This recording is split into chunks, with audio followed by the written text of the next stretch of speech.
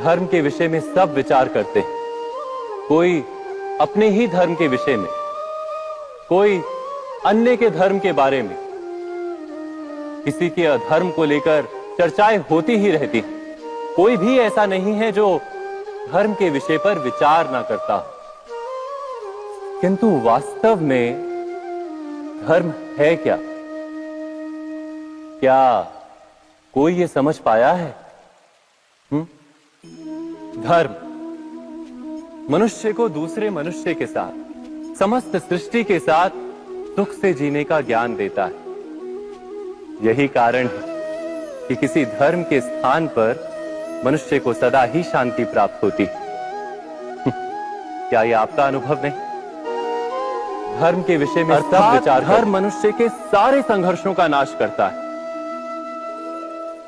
पर यह किस प्रकार संभव है कि किसी मनुष्य को किसी अन्य के साथ कोई संघर्ष ना हो? विचार करें, जहां प्रेम होता है क्या वहां संघर्ष भी होता है? आप कहेंगे हां, अवश्य होता है।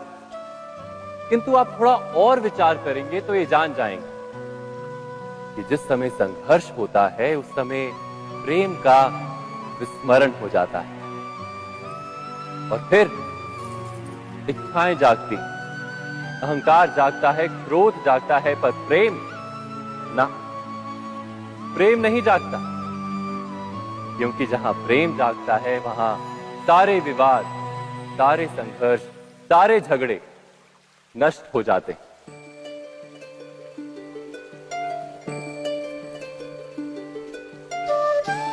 यदि ऐसा ही प्रेम सारे विश्व के लिए जागे तो केवल मनुष्य नहीं, पशु पक्षी के लिए, घास के तिनके के लिए भी यदि हृदय में प्रेम हो तो क्या कोई क्रोध का कारण रह जाता है? नहीं ना।